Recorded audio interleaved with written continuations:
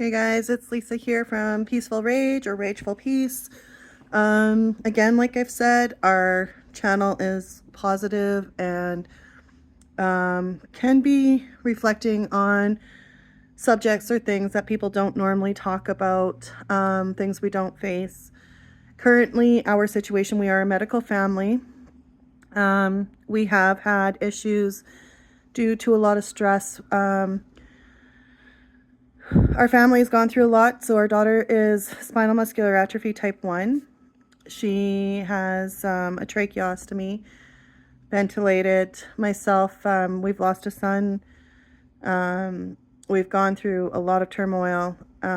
Just being a medical parent has been very stressful. Like, the advocating is what has been stressful for us as families. I've had cancer. I've had a brain bleed, childhood trauma.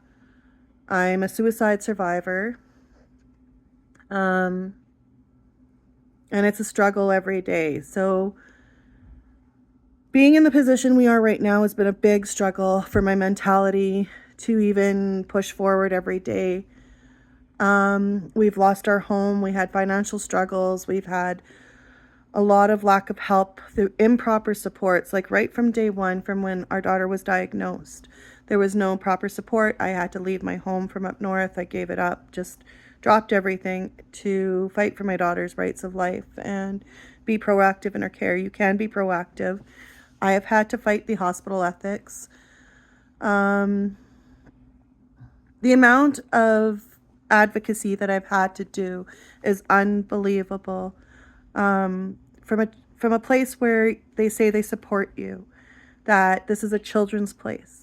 Currently, I've lost my visitation with my daughter. We've been asking for a supportive letter since April that we have not received, so that we can further, help their father get health care and things like that, because he has no benefits or anything. Has a cracked tooth, pus coming out of his tooth, like it's just been bad. Has no support for this. 2.5 months, we haven't heard from no one. So he kept saying, I'm going to get arrested and I'm going to go talk to a criminal court. He did get arrested. Everybody just kind of pushes us aside, doesn't tell the courts why we've been upset, doesn't acknowledge what we've been upset about. First day of transportation, they bruised my daughter in the chest. About 2 weeks later, she ended up with an aspirated pneumonia chest tube. They told me they didn't know that she needed coughing and all these things. They didn't know anything about her care. So my daughter drowned in both her lungs twice. Once needing a chest tube and the other time not. We've had incident after incident. I lost 2 months of my visitations because I spoke up on portable suction machines and the fact that they have a machine, a life-saving device, without having the filters for this machine, the proper supplies to keep the machines going. They take my child, but can't even accommodate her properly. It's been a battle for almost 2 years now. We had first started off with Southside. And Southside, what happened was we had one worker who wrote something and then another worker who started working with us. And the notes started conflicting, actually. The worker was really awesome for our family, was making success and progress and really working with our family on our stressors. And we were actually making great success with this worker. They ended up telling the worker they had to close the file, change us to a new place because her notes compared to her supervisor's notes are conflicting and that they're changing her to adults. So she told us she's not allowed to approach us, but we are allowed to approach her and talk to her. She was really upset by this situation, and so was a lot of people who worked on this, and it put us in frustrations. And then we ended up, they warned us that the next place that we were going to was going to be difficult, and we were going to be tossed around. We did get to the next place, and it was nasty. The social worker was crying because she had a vaccine in her arm, and her sister died, and her other sister got damaged, and kept in tears crying to Hugo, saying how she needed help. And she wanted his help, and constantly playing her pity on him and affecting our relationship in this process at this time. So then we never did get the support from this one. When I finally really blew the whistle on him, and I mean, it took a long time to have this addressed, a very long time. So they closed our file, switched our file, put us to a new place now. So that file doesn't get disclosed. So then the workers don't work with us on what's actually been happening to our family and the abuse that we've been suffering, because they have nothing to do with that file. Do you see how it goes, guys? Do you see why it takes so long for families to accomplish success at this point? Recently, I asked for a supportive letter. The social worker was like, why do you need one? Why does he need that? Why does it, going on and being very critical, and almost like you can see the resentment in her face and, personal vendetta. In the hallway, eventually she started making derogatory remarks about my daughter's father. My daughter ended up hearing it from her bedroom. So by the time I got into her room, she was almost crying. And I asked her, are you upset? Did you hear the comment made about your dad? She said yes. I said, is that what's upsetting you? She said yes. This was a comment the social worker made. Then after that, we're sitting there and I'm explaining to my child that we are fighting for her, we're advocating, and that if we have to, we're going to, I told her, if we have to, we're going to go to a different judge. She said, switch subjects, I don't find it appropriate. And she's like, telling my child not to acknowledge her feelings about her father. She's like, right, and trying to enforce, and my daughter was crying, because her emotional feelings were not being acknowledged. And you could see she was looking at the worker like, oh my God, and was upset and crying. And I asked the worker to stop. I said, what you just said to my daughter is not appropriate and you upset her. And she kept going. And I said, look, I kept asking her, stop, please stop. I said, stop. Finally, I got to a point where I said, I'm recording everything. She stood up, said, I'm calling the cops, and the visit's done. Didn't even say, okay, we're ending it. Lisa, clean up. We're going to go. Nothing. I'm calling the cops. Just right away, threatens the cops. This is what I'm talking about, the power of authority of abuse to families who's been working for almost 2 years, going to counseling, going to therapy, doing walks, doing everything I can to change what I need to do to work on getting my girls back home. But when we bring up situations that need to be addressed, and there was 2 serious incidences that happened with my daughter last week. One of them is literally, or the week before, human error. My daughter had a procedure done, and it's called a positional leak, which is why we never, in a trach, you have a choice to go uncuff or cuff. And the cuff is like a balloon that will fill a gap if there's a leak. But my daughter has a positional leak. So the more you put that balloon in, there's going to be more of a leak. You cannot correct a positional leak. The problem with that is that it can create a bigger hole. We'll have to keep upsizing the trach, and you can't always upsize the trach because you're going to have to make sure it's going to fit, that it's not going to start too long, or you know what I mean? Like it's quite serious at this point. And if we have to keep upsizing, which is now what's going to be happening, now we have to start looking at how we're going to upsize this. This procedure was done without our parental consent. They went ahead and did it against our will. We said no. We still have the custody to say what is allowed for our child. People note, we haven't been complaining about our other child. We've been enjoying our visits. Everything is going great and smooth. It is even noted to be acknowledged that our daughter has not received the care she's supposed to. And it was written in an email. That they understand our frustrations, especially on the last few incidences. And it's not the last few incidences this has happened. I'm talking about my daughter was bruised during transportation because they didn't know how to transport her. Ends up with an aspirated pneumonia, because probably from the injury, more than likely. Being transported without a portable suction machine, has life-saving device machines that they don't have filters for. My daughter, there was a bunch of other careless mistakes that have been happening. DSATs all the way below 80, which we have never tolerated at home. letting my daughter struggle without notifying me. I literally showed up on Mother's Day, 1 a.m. My daughter was struggling. They had told me, fluctuating, struggling, sweating. She was struggling. And the reason why she was struggling, I show up with the worker and her trach is pushed this way. It's pulling, it's weighing down, and she's not getting proper airway. So that is why she was fluctuating. And they ended up cuff traching my daughter from inadequate care. I was able to stabilize my child more than once in front of a worker. The first time I had my visit, my third party was with me.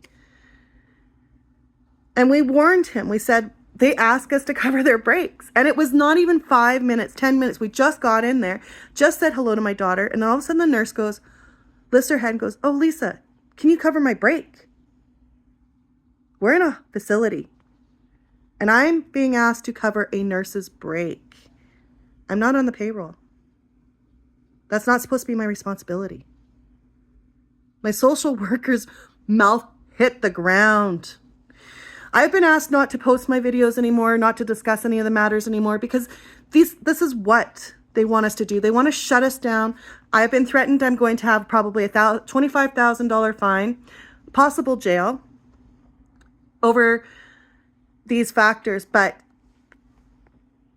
we're not being heard enough. We haven't been heard in a year and a half, and there has been injuries to my daughter. She's had, while in their care, I was on virtual visits. My daughter's leg gets fractured. I get a phone call. Your daughter has a blood clot. We have to treat her for a blood clot. I said, oh, are you sure about that? And I said, are you sure you guys even looked at the x-rays properly? She has thinning bones. Did you guys look at it from a thinning bone point of view? Oh. Meanwhile, they're treating my daughter for a blood clot. My daughter has is borderline hemophiliac. Blood thinning, right? So we're treating her for a blood clot, right? Turned out they checked the x-ray. She had a fracture in her femur, and the blood was actually coming from the bone of her femur. There was no blood clot. It was due to the injury caused by them, because they haven't taken the time to talk to us to see how they handle my daughter, how you manage my daughter. And then we have expressed time and time again, she's fragile. In 15 years, we've never broken her bone. Never broken her bone. Because we've been able to manage her care properly, but nobody wanted to listen to us. We haven't ever had her DSAT as much as been happening in the past year and a half. The amount of risks my daughter's life has been at has been unbelievable. This has not been acknowledged in the best interests of my child. It has gotten to a point where it's very serious. Their dad, we're at the point where you go to, everybody's like, go to patient relations, go to your premier, go. We have. Nobody wants to acknowledge this, because this is a big thing. If you actually open it up and take a good look at the whole thing, right down to my son's death, it's a big thing to look at. And then once you start seeing this and start seeing the abuse of other parents, and I know, this was a social worker who worked as a supervisor, has a child with high medical needs, and writes on my Facebook page, but will not stand and say, I'm healing from my traumas. Great, you're healing from your traumas, but is another mom going to have to do the same thing? And another mom, and another dad, and another dad, and another dad. When's it going to stop? And when is the abuse for families going to stop? Medical families, in fact, actually. And it's hard when you have somebody who's such a great person, who really wants to make a difference in people's lives and does make a difference in people's lives. And she's so calm. She's so amazing. Such a beautiful woman. And here's what she has to write. And I know I've read it before, but people really need to hear this. Lisa, oh, I hear you. Friends who have dealt with it for one-time event or had a child with cancer has simply loved the stollery and spoke highly of it. I wish I could share the same sentiments, but instead of all the times I have been judged, left in tears, felt like a burden, had a social worker come talk to me, been viewed as difficult due to advocating for my daughter. Due to advocating for my daughter. Been demeaned, been ignored, etc., etc. I know you know what I'm talking about. Damn right, I know what she's talking about. I'm living it currently right now, and I have no backbone behind me.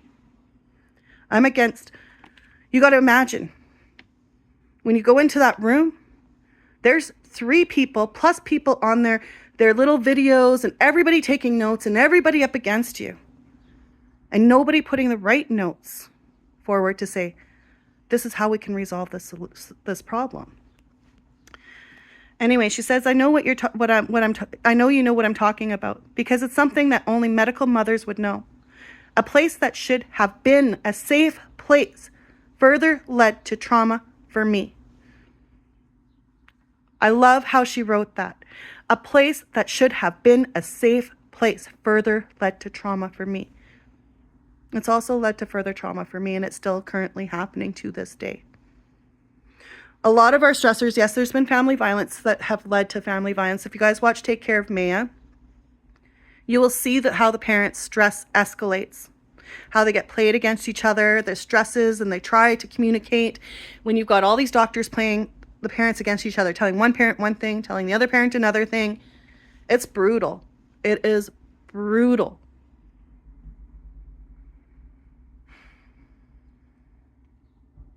I have lists and lists. There's stories upon stories that are trauma after trauma that I have to live with,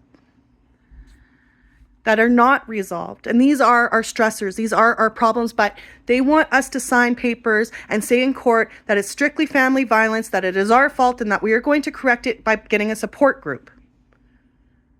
I'm supposed to have support workers to help me get through my stressors, acknowledge the stressors, and bring forward the stressors so we can get through those stressors.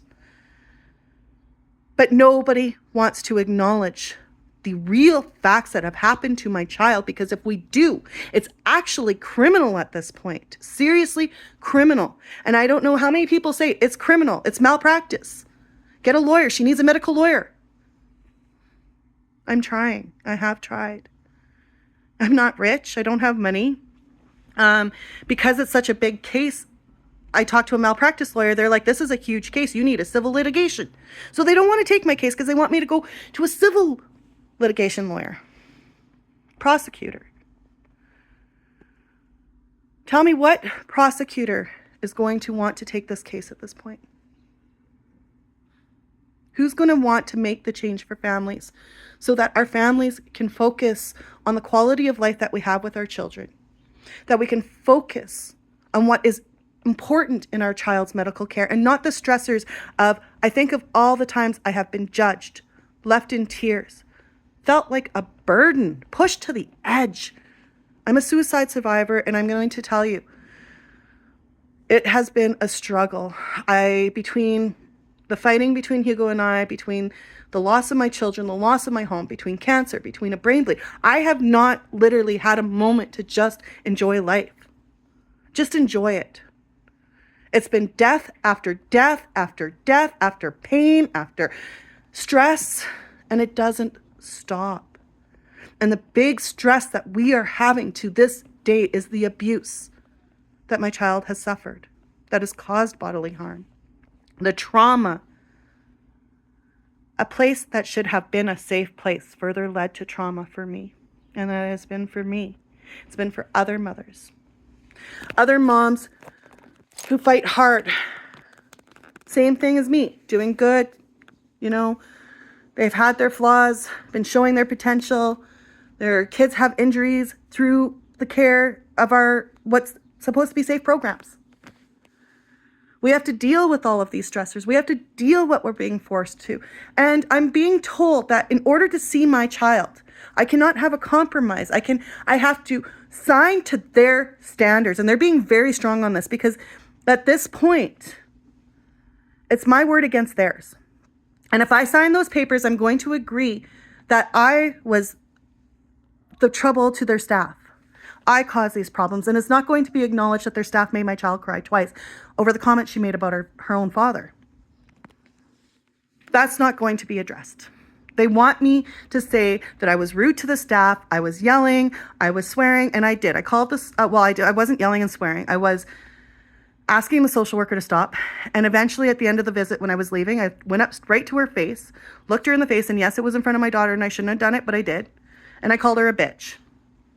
I have asked repeatedly, I have email upon email upon email asking not to work with this worker who provokes me. I feel like my skin is shaking inside every time I have to walk in the door with her. She has provoked an incident before. First day I've started with her, actually. Other workers I don't have problems with. I had one with one worker that the first time I met her, she was like in my face, literally pushing her body right into my side of my body, stepping on my toes. I took my foot and I stomped on the social worker and told her to back up. I kept telling her, back up, get out of my face, leave me alone, give me space. She wouldn't. She come right up and literally put her foot right on my foot. So I took my foot, I stomped on her foot so damn hard, she went flying across the other side of the room. I lost visitations. And I had to work with that worker. I was being enforced to have to work with her, which caused more turbulence because my family was upset. So my child's father loses his rights to visitation. My mom loses her visitation rights because they're all enforcing us to be with this one worker that was agitating my whole family. Aggravation, intimidation. And it doesn't stop. I ask not to have this worker, but I'm being told that I am not allowed to have that option. I have to work with this worker or I don't get to see my child. I have to sign the papers and agree to their rules or I don't get to see my child. So I'm basically having my child used against me at this point. So I haven't seen my child since Tuesday. Yesterday I was about to go. I was at the bus stop. And before it was like, I will be meeting you for family time. Okay, thank you. You will be. And we'll look over the paper. But then as I got to the bus stop, it says, oh, me and this other worker are going to be there. And it's going to be upon our agreement how you sign the paper, whether you get to see your child or not. Because I'm willing to sign the paper, but I'm willing to sign the paper. I, Lisa Lowen, am signing this against my will in order to see my child who is being held against me if I don't. And that is what I plan to sign, and I have that right, that I do not agree. I've asked for a compromise because, yes, I understand I got to follow some of the rules, but at the same time, what they have stipulated also gives them the power of authority to abuse me again and to say that I was belligerent to the social worker instead of going to the judge and saying, look, this is what happened. We messed up. And mom is paying the price for this right now mentally. And we need to fix this problem. I'm literally don't know what to do from one day to the next. The stress level from the craziness of the situation it literally leaves you rock bottom. It literally leaves you with no one to talk to. Literally leaves you with nobody to give you a backbone. And it's not happening to just me. Yes, there are parents that are pieces of shit that we need to be right on top of. And then there are parents who have so much compiling over top of them that we need a solution that we're not giving the solutions for. We're just letting families drain out, get exhausted, stressed, in tears, felt hopeless. Because, yes, there's programs, but our workers don't know how to get us to those programs. Majority of them. I can tell you, how many social workers have we had? 3 files switched over. So in one, we had 2 teams. We have at least 8 social workers. At least, well, just in one team alone, we have probably 8 social workers. So you can imagine for the next team, how many social workers it comes on. Another bunch of social workers. And then we got another team. Do you imagine how many social workers we have had so far? And we're at this point today, almost 2 years, and we have no success. They all not aware of what has been done before. Yeah, exactly. And we are not aware what's been done on the other file. We're not aware that, they will not address what is our stress right now. Because if they bring it forward, the judge is going to ask questions. And if the judge asks questions, we're going to have to bring a light to this at some point. Excuse me. So at this point forward, this is where it's been at. We do have meetings coming up. I've asked that lawyers be present from now on because our lawyers are never present for our meetings and we get taken advantage of. It's not fair. It should be a supportive process for families to have success. We should be well supported. Look, I need therapy. What happens? I get therapy, 14 months later? 14 months later. I'm going to start my tomorrow. And Hugo has been fighting to get into EDMR therapy. And he's just starting today, September 20th, 2024. Our file's been open since April 2023? That has been April. 18 months. Yeah, 18 months. 18 months. And he's getting EDMR therapy starting today. I just started mine, 3 months ago. 3 months ago? Or 2 months ago? About 2 months ago. I just started mine 2 months ago, guys. This can tell you how supportive it's been for our family at this point. I've been asking right from day one, can we work on therapy so that my daughter and I can rebuild our relationship, that we can, have a therapist work with us, get through things. I have a recording in my Facebook saying they admit the system is broken. And we also have a... to recognize they are part of the problem. And yes, and we have a recording that says, the one worker said herself, the system is very broken. And she takes it personally herself. The system is broken. My worker said this on the big meeting the other day. The system is broken. And I've got that on recording. I wonder what the judge would think about that coming from a worker telling us, yes, the system is very broken. It's broken. And you're in it. Congratulations, Lisa. You've got the Mother of the Year award. Got the big trophy. Gone through hell, everybody can criticize, but nobody can understand how much we took on by ourselves. Every day devoting myself to my family, to my kids, to the dogs, barely leaving our home. What was going on in that building here? Oh, and then we have issues in this building here.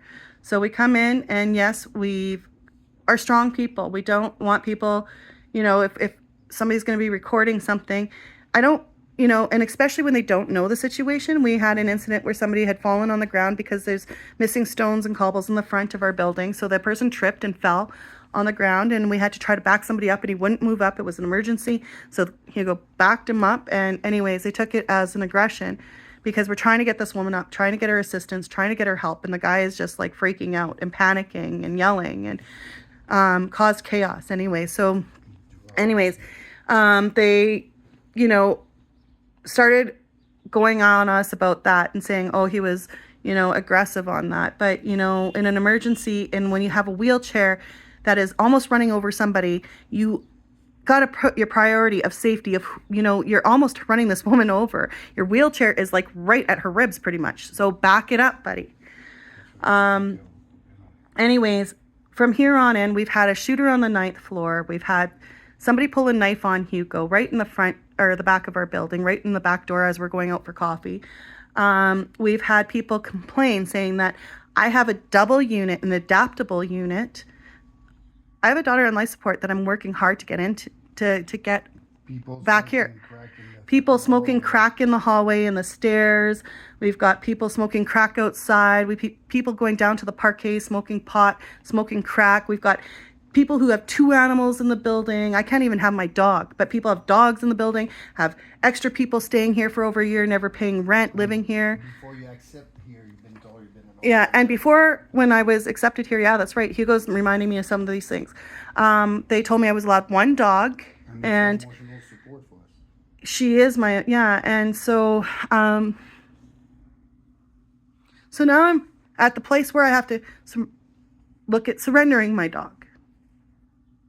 When I have issues with my thunderclap headaches or anything, she will come up and she'll scratch my head and run and go get Hugo so I can get medical assistance right away.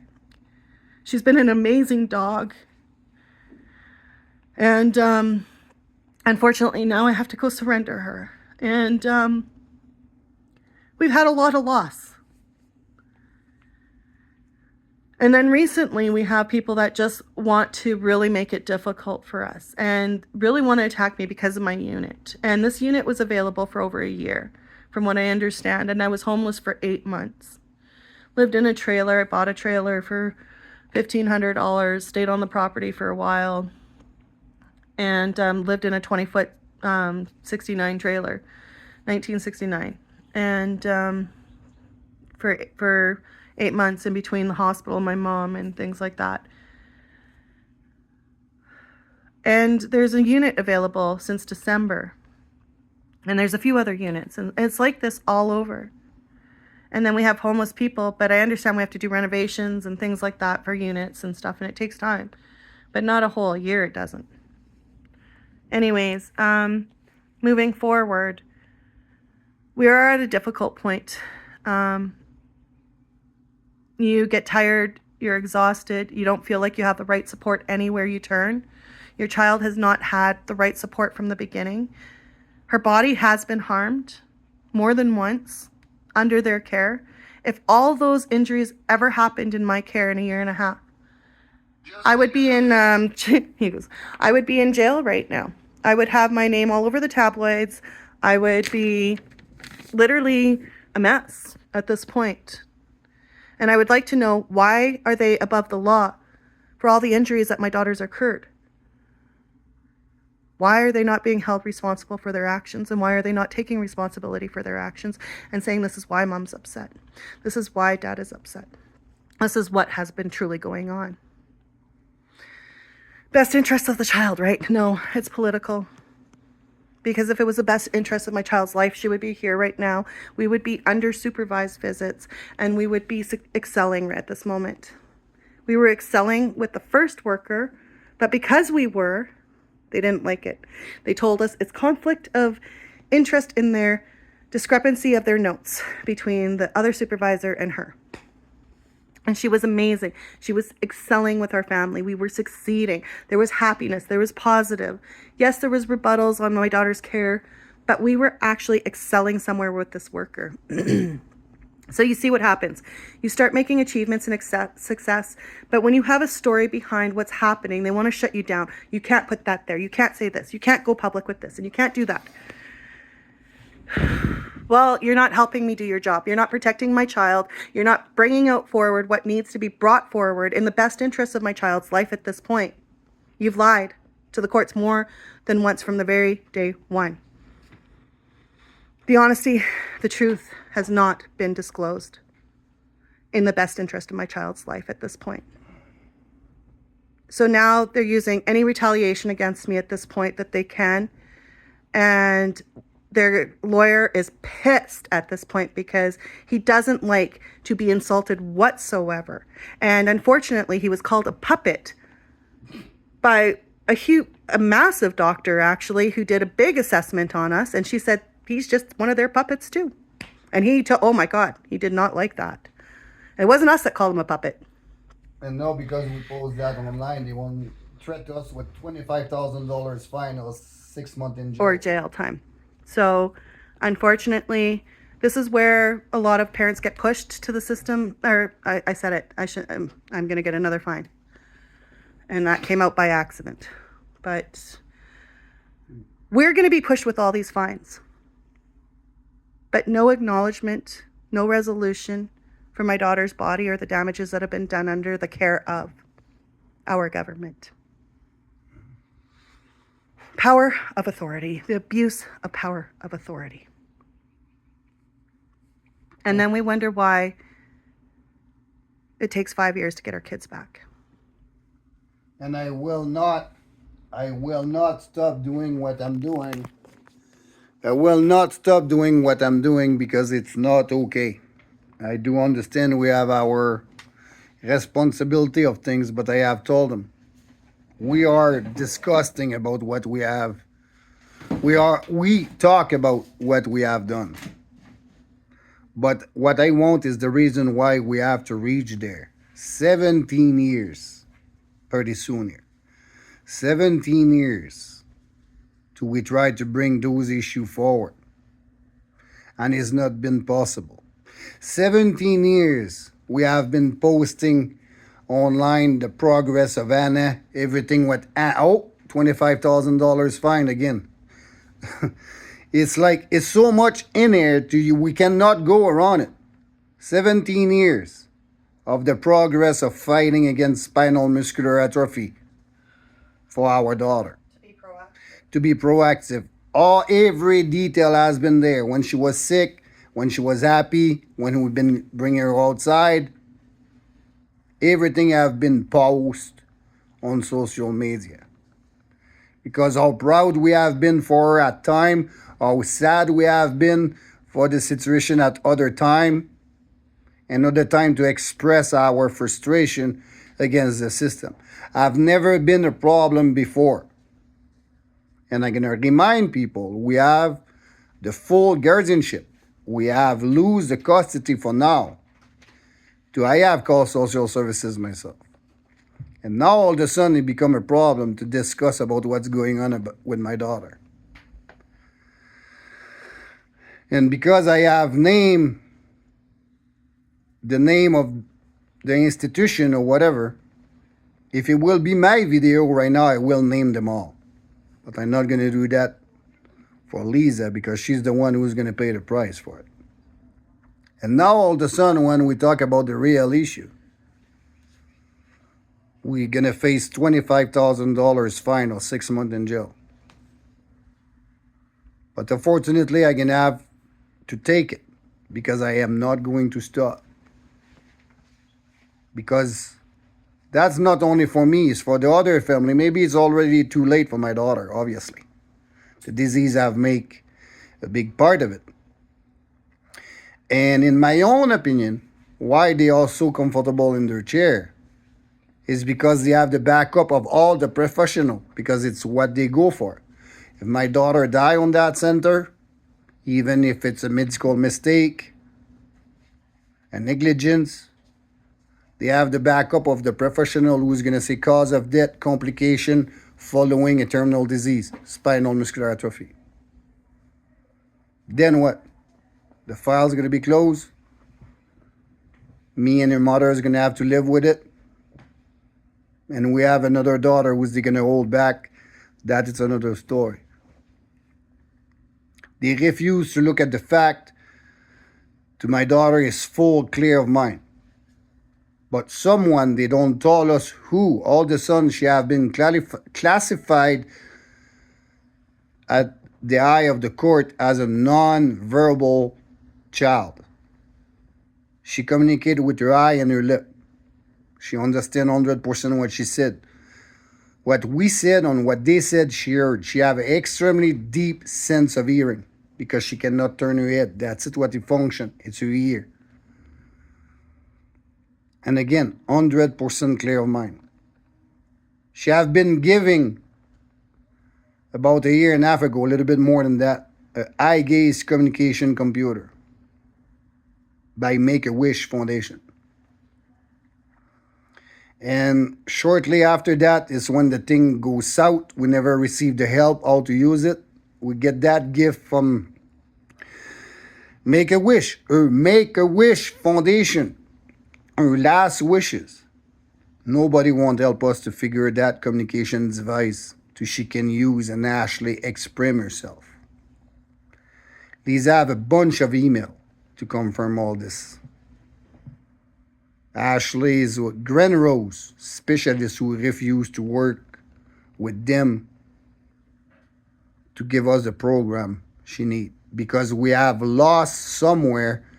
I know we have packed it all and we give the whole thing to social services, all nicely packed. The only thing you have missing is the program key.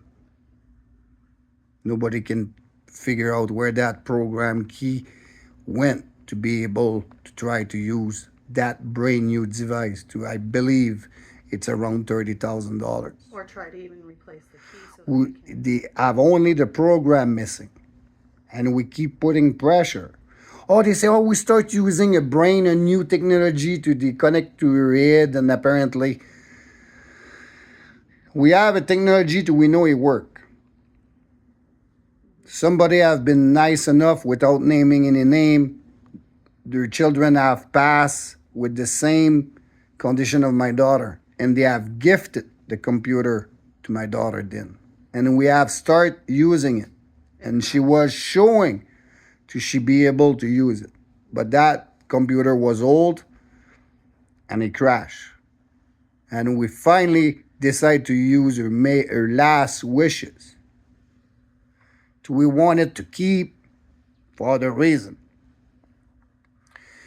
But it was the only way to get what she needed, because Grand Rose was refusing the funding for it, using to she's not going to be able to use it. That have lead Lisa to a deeper depression. Have given me more frustration, because I was hoping to use that last wish one day to be able to bring her two sisters and her brother from Quebec for a visit. But unfortunately, the circumstances and the tension with everything what we have been through have made that impossible. I have a lot to do with that myself. But that is the truth. There. So, guys, you've heard from both of us a little bit, and people say go through the due process. Well, my daughter doesn't have time through the due process and what everybody's wanting. My daughter's time is very valuable, the quality of time that we can give to her and that we're losing currently at this time. And every professional say the medical care we have give to our daughter is above and beyond. Exceptional. That we're very strong advocates. People do appreciate our advocacy. They don't appreciate our tempers and things like that, but it's because it has not been addressed. And we have to keep fighting. And it's just me and her dad against lawyers, doctors, nurses, social workers, directors. I mean, there's a big amount of people, and it's just us two. And few Muppet. Oh, and I guess a few puppets that, the doctor said that is their puppets. They won't be there for us. The person that told me this, she said she tried to fight it for 30 years. Her and her husband. And then they ended up having their own private facility because of the amount of things that they could not resolve. And this is professionals with degrees. And I mean, she's got a wall full of degrees. And they could not navigate this either. And following this, that same doctor have tell us for every medical appointment, they have the responsibility to bring you there with a taxi if you feel like you're not stable enough to use the public transportation. I have an issue, some personal issue. I can have an explosive temper. Not really when people attack me. It's when people attack other. Then in the public transportation, with all, I just don't want to say everybody with addiction have aggressive behavior or they are dangerous. But you guys, it's aware, you have many of them in the train, in the bus. And I have a lot of issue with that. I have a guy pull a knife on me here because he was beating up his girlfriend. And Lisa have called 911. We have followed those two individuals for over half an hour. Make sure she was safe. He was hitting her every so often. I was jumping between them. Grab her by the hair. And all along, Lisa was on the phone with 911 for over half an hour. The guy go behind a school by 109th Street here, and I believe it's 86th Avenue. They have a school there somewhere. Went behind it, pulled a knife on me. I never back up. Lisa stay back, further back. And when he go by the ravine, I cannot follow him there no more. It was too dangerous in the ravine, too much high risk. Then I have to stop to follow him there. Police never contact me yet. And after that, it's right there. They're supposed to provide me. If I go to my psychiatric appointment this afternoon and I am told be disturbed during that appointment and I come back in the public transportation and you have a trigger happen in there, can get myself in trouble. My personal choice will to stay here right now, to don't even go there today. But if I don't, they're going to hold that against me as well in court. I refuse to go to my treatment. Then what did I have left to do at this point? Anyway, we're going to have to end that somehow. I'm going to give the phone back to Lisa and we're going to try to figure out the day how it goes. So guys, it's a little bit of highlight of what's been happening. We have decided that, yeah, we will take the consequences because at this point, it has pushed us to an edge, pushed us to a point where we have not been fully supported for the past year and a half, 18 months. It's been a fight. I heard from it's pretty sad when a mom in a courtroom tells me how to get what group therapy there is available. Not my workers, my support workers. What the heck? Educated support workers. And I had to hear it from a mom in a courtroom. Then I had to fight to get into this group and advocate and advocate. Then it's been a battle in between for Hugo to get his therapy. He was told he was going to get animal therapy along right from the beginning, and he never did. So anyways, we're going to start ending it, guys. You guys have an idea.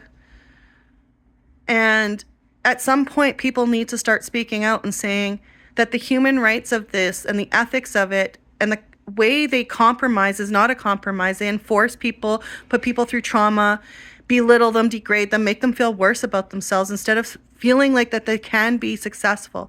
And I watch people, oh, I'm doing everything, I'm good now, and I was bad, and I was... There's no excuse for the abuse, though, that we've suffered from the power of authorities. And if you have to go to that extent to make somebody feel so belittled that they don't even know really truly who they are anymore, that they just sit there isolated and they're so lost. It's like you haven't had success. You're just enforcing someone to be somebody. Yes, there are things that we have to change, things that we need to work on, but there needs to be compromises for families. It's hard to explain the whole situation. So anyways, guys, we're going to cut it. Thank you for all the subscribers. Thank you for all the followers. You can go on my Facebook to look at the recording. You can go on Hugo Duchesne's Facebook, but his has like a hyphen on his I. It's not always easy to find his Facebook. He said that you can go and find it on his Facebook. That's where we stand at right now as advocacies in our situation.